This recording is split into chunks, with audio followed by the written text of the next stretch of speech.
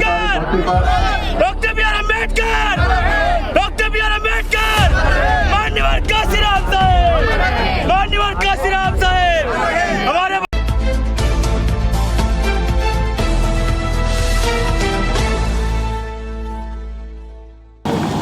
आप जानते हैं कि पिछले 5 साल में कौन सी सरकार उत्तर प्रदेश में चल रही है?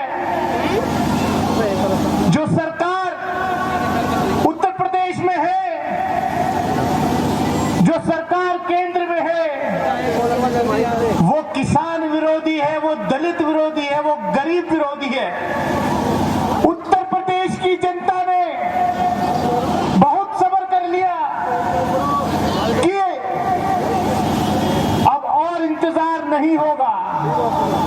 उत्तर प्रदेश की जनता इंतजार कर रही है कि कब इस सरकार का कार्यकाल पूरा हो, तब जो है जिस दिन वोट पड़े और बहन कुमारी मायावती जी को 5वीं बार उत्तर प्रदेश का मुख्यमंत्री बनाने का मौका मिले। पिछले 5 साल से जिस तरीके से इस सरकार के अंदर गुंडागर्दी हो रही है, लॉ एंड ऑर्डर नाम की कोई चीज नहीं है। आप जानते हैं कि आए दिन घटनाएं होती हैं, आए दिन, चाहे हाथरस में दलित बच्ची के साथ जो घटना घटी, चाहे मेरे अमरोहा लोकसभा क्षेत्र में दलित बच्ची के साथ घटना घटी, किसी को न्याय नहीं मिला। उल्टा गांव से मेरे क्षेत्र में उस दलित परिवार को पलायन करना पड़ गया। मैं कहना चाहता हूं, लोग याद कर रहे हैं, हम संसद के अंदर कोई ऐसा संसद का सत्र नहीं जाता जिसमें गन्ना किसानों के बकाये के भुगतान की बात हम ना उठाते हो। ये नौबत क्यों आई? ये बहन जी के जमाने में तो नहीं थी। गन्ने का पेमेंट भी लगातार टाइम से हो रहा था और गन्ने का भाव भी बहन जी के टाइम में उत्तर प्रदेश के इतिहास में सबसे ज्यादा अगर गन्ने का भाव किसी ने दिया, पैसा बढ़ाया गया, तो वो बहन कुमारी मायावती जी की सरकार में बढ़ाया गया। आज साल भर बीत गया, पिछले साल का गन्ने के बकाये का भुगतान हापुड़ के किसानों का सिंबौली शुगर फैक्ट्री पर बकाया है। नया सीजन शुरू हो गया और आज भी सैकड़ों करोड़ रुपया जो है किसानों का बकाया है। कोई बात नहीं करता उनकी। क्यों? क्योंकि ये पूंजीपतियों की सरकार है। इस सरकार से को गरीब से, किसान से, वंचित समाज से कोई लेना देना नहीं है। मैं कल लोकसभा में भाषण कर रहा था, 193 में चर्चा हो रही थी प्रदूषण के ऊपर, तो मैंने सिर्फ इतना कहा कि भी हम दिल्ली और आसपास के लोग, जैसे मौसम सर्दी का आता है तो इतना पॉल्यूशन हो जाता है, इतना प्रदूषण हो जाता है कि बच्चों को सांस लेने में दिक्कत होती है। 50 लाख से ज्यादा लोग हर साल जो है प्रदूषण की वजह से पहले मर जाते हैं। बच्चों की लंग्स खराब हो रही हैं।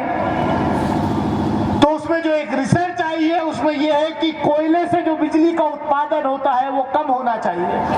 हमें सौर ऊर्जा पर ज्यादा ध्यान देना चाहिए, हमें विंड एनर्जी पर ज्यादा ध्यान देना चाहिए। लेकिन भारत सरकार बजाय कोयले से बिजली का उत्पादन को कम करे, उल्टा उसको बढ़ाने की बात कर रही है। जब पूरी दुनिया ने कहा कि 2050 तक कोयले से उत्पादित होने वाली बिजली को खत्म करना है, तो भारत सरकार ने कहा कि हम 2070 तक इसकी बात सोच सकते हैं। तो मैं कल भाषण कर रहा था लोकसभा में, मैंने कहा कहीं इसका तालमेल जो है कहीं इस बात से तो नहीं है कि पिछले दिनों भारत के एक बहुत बड़े कॉर्पोरेट हाउस को ऑस्ट्रेलिया के अंदर कोयले की खदान खरीदवाई थी। मैंने सिर्फ इतना कहा, भाजपा के सारे मंत्री, सारे सांसद सामने से खड़े हो गए। मैंने कहा मैंने तो किसी का नाम भी नहीं लिया, ये तो चोर की दाढ़ी में तिनके वाली बात है। मैंने अडानी का नाम तो नहीं लिया कि अडानी को जो है आपने खदान खरीदवाई इसलिए आप जो है ये काम कर रहे हैं। तो ये सरकार जो है पूंजीपतियों की सरकार है, जो उत्तर प्रदेश के अंदर बहन कुमारी मायावती जी ने 5 साल लगातार एब्सोल्यूट मेजॉरिटी की सरकार, और हम जानते हैं, मैं आपसे कहना चाहता हूं अभी तो शुरुआत है खाली, जैसे जैसे चुनाव नजदीक आएगा और ये बढ़ेंगे। मीडिया पे ध्यान मत दीजिएगा, ओपिनियन मेकिंग पोल्स पर ध्यान मत दीजिएगा। मैं उसको ओपिनियन पोल्स नहीं कहता, वो ओपिनियन मेकिंग पोल्स होते हैं, वो उन कॉर्पोरेट हाउसेस के स्पॉन्सर्ड पोल्स होते हैं जो पैसा दे करके जो है वो मीडिया से स्पॉन्सर कराते हैं। मैं कहना चाहता हूं जब 2007 का चुनाव उत्तर प्रदेश में हो रहा था तब भी ये ओपिनियन मेकिंग पोल्स यही कह रहे थे कि बहुजन समाज पार्टी मैदान में नजर नहीं आ रही। लेकिन जब उत्तर प्रदेश की जनता ने फैसला किया और जब रिजल्ट आया तो उत्तर प्रदेश की जनता ने बहुजन समाज पार्टी की पूर्ण बहुमत की सरकार बहन कुमारी मायावती जी के नेतृत्व में बनाने का काम। आज भी माहौल वैसा है, हमारे पास संसाधनों की कमी है, हम जो है बहुत वैसा कैंपेन नहीं कर सकते, लेकिन हमारी पार्टी का एक एक कार्यकर्ता, एक एक वॉलंटियर बूथ पे काम कर रहा है। हमारी कैडर बेस्ड पार्टी है, वो कैडर काम कर रहा है। हमें शो ऑफ करने की जरूरत नहीं है, हमारा काम अंदर अंदर चल रहा है।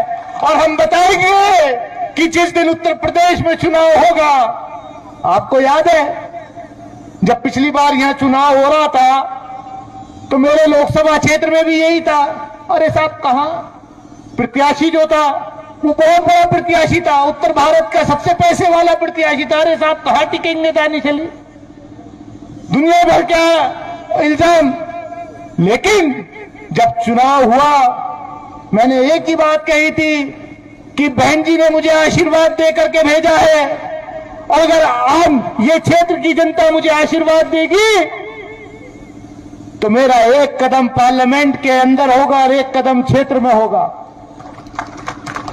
और बहन जी के आशीर्वाद से कोई ऐसा दिन नहीं जाता जिस दिन से मुझे मेरे क्षेत्र के लोगों ने जनप्रतिनिधि चुना कि हिंदुस्तान की सबसे बड़ी पंचायत में कोई दिन रिकॉर्ड है कि मैं न बोला हूं। कोई दिन ऐसा खाली नहीं गया कि मैंने लोकसभा के अंदर देश के वंचित समाज की बात ना उठाई हो, देश के दलित पिछड़े अकलियत की बात ना उठाई हो। तो मैं चाहता हूं कि आप भी ऐसे ही बहुजन समाज पार्टी के प्रत्याशियों को चुने, अपना आशीर्वाद दें। अगर आप ऐसे ही आशीर्वाद दे करके विधानसभा चुनाव में बहन जी को आशीर्वाद देंगे, बहन जी के प्रत्याशियों को आशीर्वाद देंगे, तो आज जो आपकी आवाज दबाई जा रही है, आज जो आपका जो हक है उसको छीनने की बात की जा रही है, वो कोई नहीं कर पाएगा। हम तो कहते हैं राज्यसभा में हमारे सांसद कम ही है, लेकिन अकेले जिस दिन मिश्रा जी खड़े हो जाते हैं तो सामने वालों की, चाहे प्रधानमंत्री हो, चाहे गृह मंत्री हो, चाहे कोई भी हो, सब जो है थर-थर कांपने लगते हैं। जिस दिन हम खड़े होते हैं, हम तो रोज ही इस काम को करते हैं। हमें तो आजादी दे रखी है बहन जी ने, मिश्रा जी ने कि बैटिंग करो, तो हम तो रोज 20-20 खेलते हैं लोकसभा में। अगर हम इस देश में वंचित समाज की बात नहीं करेंगे, अगर हम इस देश में गरीब की बात नहीं करेंगे, मजलूम की बात नहीं करेंगे, तो कौन करेगा? उत्तर प्रदेश के अंदर जो गुंडा राज है उसको खत्म किया जाएगा आपके आशीर्वाद से। और मैं कहना चाहता हूं, कुछ लोग भ्रांतियां जरूर फैलाते हैं, मुझे गर्व है इस बात का कि बहुजन समाज पार्टी पहली पार्टी है, बहन कुमारी मायावती जी पहली लीडर थी। जब ये सरकार सीएए लेकर के आता, बिल लेकर के आ रही थी पार्लियामेंट के अंदर, तो बहन जी ने सबसे पहले ट्वीट किया। सीएए का विरोध अगर किसी पॉलिटिकल पार्टी ने किया तो वो बहुजन समाज पार्टी ने किया, बहुजन समाज पार्टी की नेता बहन कुमारी मायावती जी ने किया। मैं कहना चाहता हूं कि लोग अफवाह फैलाएंगे, बहुत अफवाह फैलाएंगे, लेकिन किसी अफवाह में नहीं आना है। आपको पिछले 5 साल का जो बहन जी का शासन था उसको याद करना है। मुझे याद है कोई परिंदा पर नहीं मार सकता था जब बहन कुमारी मायावती जी जो थी मुख्यमंत्री थी। किसी महिला के ऊपर, किसी लड़की के ऊपर कोई आंख उठा करके नहीं देख सकता था और कोई अपराधी बाहर नहीं घूम सकता था। इस सरकार में तो इनके खुद अपराधी, इनके खुद विधायक जो है,